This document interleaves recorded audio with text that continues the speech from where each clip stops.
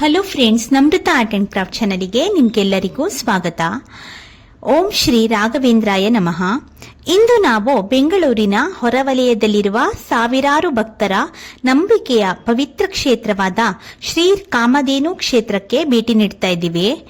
ಈ ಕ್ಷೇತ್ರವನ್ನ ಅನೇಕ ಭಕ್ತರು ಬೆಂಗಳೂರು ಮಂತ್ರಾಲಯ ಅಂತಾನೆ ಕರೀತಾರೆ. ಇನ್ನು ಕೆಲವೊಬ್ರು ಎರಡನೇ ಮಂತ್ರಾಲಯ ಅಂತ ಕೂಡ ಕರೀತಾರೆ. ಇಲ್ಲಿ ಭಕ್ತಿಯಿಂದ ಪ್ರಾರ್ಥಿಸಿದರೆ ರಾಯರ ಕೃಪೆಯಿಂದ ಅನೇಕ ಕಷ್ಟಗಳು ನಿವಾರಣೆ ಆಗತ್ತೆ ಎಂಬ ನಂಬಿಕೆ ಕೂಡ ಇದೆ.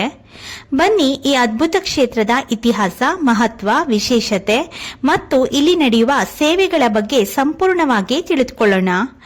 ಹಾಗಾದ್ರೆ ಈ ಕ್ಷೇತ್ರ ಯಾಕೆ ಫೇಮಸ್ಸು, ಇದರ ಇತಿಹಾಸ ಏನು ಅಂತ ಇವಾಗ ಹೇಳ್ತೀನಿ. ಸುಮಾರು 2 ವರ್ಷಗಳ ಅಥವಾ 2 ದಶಕಗಳ ಹಿಂದೆ ಶ್ರೀ ಧರ್ಮದರ್ಶಿ SN ಗುರುಶೇಷ ಅವರಿಂದ ಈ ಪವಿತ್ರ ಕ್ಷೇತ್ರದ ಆರಂಭ ಆಯ್ತಂತೆ. ಅವರು ಮಂತ್ರಾಲಯದಲ್ಲಿ ಯಾತ್ರಿಕರಿಗೆ ತೀರ್ಥ ನೀಡುವ ಸೇವೆ ಮಾಡ್ತಿದ್ರಂತೆ.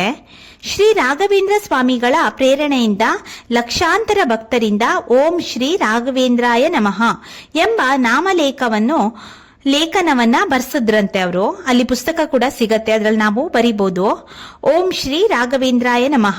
ಆ ತರ ಲಕ್ಷಾಂತರ ಭಕ್ತರಿಂದ ಓಂ ಶ್ರೀ ರಾಘವೇಂದ್ರಾಯ ನಮಃ ಎಂಬ ನಾಮಲೇಖನವನ್ನ ಅವರು ಬರ್ಸಿದ್ರು. ಆ ಲಕ್ಷಾಂತರ ನಾಮಲೇಖನ ಪುಸ್ತಕಗಳನ್ನ ಅತ್ಯಂತ ಭಕ್ತಿಯಿಂದ ಪೂಜಿಸಿ ನಂತರ ಅದನ್ನೇ ಬೃಂದಾವನದ ರೂಪದಲ್ಲಿ ಪ್ರತಿಷ್ಠಾಪಿಸಲಾಯಿತಂತೆ.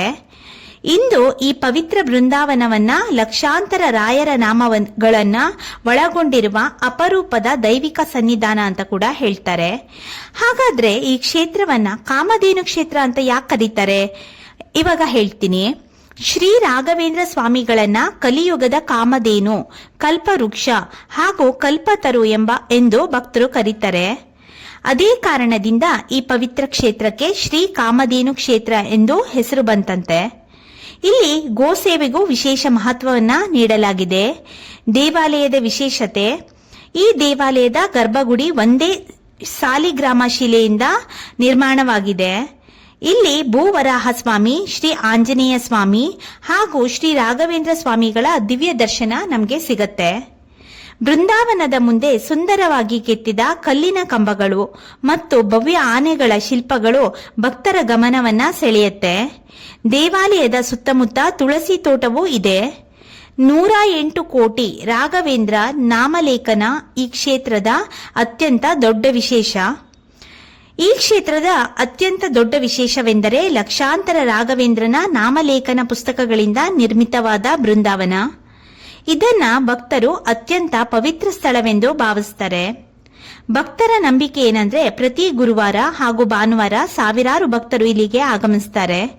ಅನೇಕ ಭಕ್ತರು ತಮ್ಮ ಜೀವನದಲ್ಲಿ ಆರೋಗ್ಯ, ಉದ್ಯೋಗ, ವಿವಾಹ, ಸಂತಾನ ಹಾಗೂ ಕುಟುಂಬದ ಸಮಸ್ಯೆಗಳನ್ನ ಪರಿಹಾರವಾಗಿ ಇಲ್ಲಿ ಪರಿಹಾರ ಆಗಿರೋ ಅನುಭವಗಳನ್ನ ಕೂಡ ಹಂಚಿಕೊಂಡಿದ್ದಾರೆ. ಇವು ಭಕ್ತರ ವೈಯಕ್ತಿಕ ಅನುಭವಗಳು ಮತ್ತು ನಂಬಿಕೆಗಳು ಕೂಡ. ಇಲ್ಲಿ ಮಾಡುವ ಸೇವೆಗಳಂದ್ರೆ ಈ ಕ್ಷೇತ್ರದಲ್ಲಿ ಭಕ್ತರು ತುಪ್ಪದ ದೀಪವನ್ನ ಹಚ್ಚುತ್ತಾರೆ. 21 ವಿಧದ ವಿಶೇಷ ಆರತಿಗಳನ್ನ ನಾವಿಲ್ಲಿ ನೋಡ್ಬೋದು. ನಾನಿಲ್ಲಿ 50 ರೂಪಾಯಿ ಕೊಟ್ಟು 5 ದೀಪಗಳ ಒಂದು ಆರತಿಯನ್ನ ಬೆಳಗ್ದೆ. ಗುರುವಾರ ವಿಶೇಷ ಪೂಜೆ, ಭಜನೆ ಹಾಗೂ ವಿವಿಧ ಸೇವೆಗಳನ್ನ ಇಲ್ಲಿ ನೆರವೇರಿಸ್ತಾರೆ. ಇನ್ನು ಪ್ರಸಾದದ ವಿಷಯಕ್ಕೆ ಬಂದ್ರೆ ಗುರುವಾರ ಹಾಗೂ ಭಾನುವಾರದಂದು ಭಕ್ತರಿಗೆ ಅನ್ನ ಪ್ರಸಾದದ ವ್ಯವಸ್ಥೆ ಕೂಡ ಇಲ್ಲಿ ನಡೆಸ್ತಾರೆ. ಅನೇಕ ಭಕ್ತರು ಅನ್ನದಾನ ಸೇವೆಯಲ್ಲಿಯೂ ಭಾಗವಹಿಸ್ತಾರೆ. ಇಲ್ಲಿ ನಡೆಯುವ ಪ್ರಮುಖ ಹಬ್ಬಗಳು ಅಂದ್ರೆ ಈ ಕ್ಷೇತ್ರದಲ್ಲಿ ಶ್ರೀ ರಾಘವೇಂದ್ರ ಸ್ವಾಮಿಯ ಆರಾಧನೆ, ಶ್ರೀ ಕೃಷ್ಣ ಜನ್ಮಾಷ್ಟಮಿ, ನಾಗರ ಪಂಚಮಿ, ವರಮಹಾಲಕ್ಷ್ಮಿ ವ್ರತ, ಗೌರಿ ಗಣೇಶ ಹಬ್ಬ, ದಸರಾ, ಶ್ರಾವಣ ಮಾಸದ ವಿಶೇಷ ಪೂಜೆಗಳನ್ನ ಇಲ್ಲಿ ನೆರವೇರಿಸ್ತಾರೆ. ಅತ್ಯಂತ ವಿಜೃಂಭಣೆಯಿಂದ ಕೂಡ ನೆರವೇರಿಸ್ತಾರೆ. ಇದು ಶಾಪಿಂಗ್.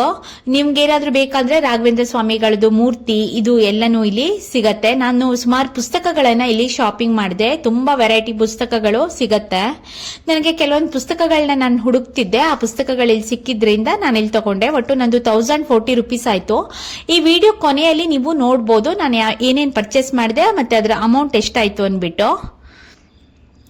ಹಾಗಾದ್ರೆ ಇಲ್ಲಿ ಭೇಟಿ ನೀಡುವಾಗ ನಾವು ಏನೇನು ಗಮನಿಸಬೇಕು ಅಂದ್ರೆ ಇಲ್ಲಿ ಶಾಂತವಾಗಿ ದರ್ಶನವನ್ನ ಮಾಡಬೇಕು, ಸ್ವಚ್ಛತೆಯನ್ನ ಕಾಪಾಡಬೇಕು, ಗೋಶಾಲೆಗೆ ಒಮ್ಮೆ ಭೇಟಿಯನ್ನ ನೀಡಬೇಕು, ಕುಟುಂಬ ಸಮೇತರಾಗಿ ಬಂದು ಒಂದು ದಿನ ಆಧ್ಯಾತ್ಮಿಕ ವಾತಾವರಣವನ್ನ ಅನುಭವಿಸಬೇಕು. ಸ್ನೇಹಿತರೆ, ಬೆಂಗಳೂರಿನ ಸಮೀಪದಲ್ಲೇ ಇಂತಹ ಒಂದು ಅದ್ಭುತ ದೈವಿಕ ಕ್ಷೇತ್ರವಿರುವುದು ನಿಜಕ್ಕೂ ನಮ್ಮ ಭಾಗ್ಯ ಅಂತಾನೆ ಹೇಳ್ಬೋದು. ನೀವು ಇನ್ನು ಈ ಕ್ಷೇತ್ರಕ್ಕೆ ಭೇಟಿ ನೀಡಿಲ್ಲವಾದ್ರೆ ಒಮ್ಮೆ ಕುಟುಂಬದೊಂದಿಗೆ ಬಂದು ಶ್ರೀ ರಾಘವೇಂದ್ರ ಸ್ವಾಮಿಗಳ ಆಶೀರ್ವಾದವನ್ನ ಪಡೆದುಕೊಳ್ಳಿ. ಈ ವಿಡಿಯೋ ನಿಮಗೆ ಇಷ್ಟ ಆದ್ರೆ ಒಂದು ಲೈಕ್ ಮಾಡಿ, ನಿಮ್ಮ ಸ್ನೇಹಿತರೊಂದಿಗೆ ಶೇರ್ ಮಾಡಿ ಮತ್ತು ಇಂತಹ ದೇವಾಲಯಗಳ ಸಂಪೂರ್ಣ ಮಾಹಿತಿಗಾಗಿ ನಮ್ಮ ಯೂಟ್ಯೂಬ್ ಚಾನೆಲ್ ಅನ್ನ ಸಬ್ಸ್ಕ್ರೈಬ್ ಮಾಡಿ. ಓಂ ಶ್ರೀ ರಾಘವೇಂದ್ರಾಯ ನಮಃ. Thank you.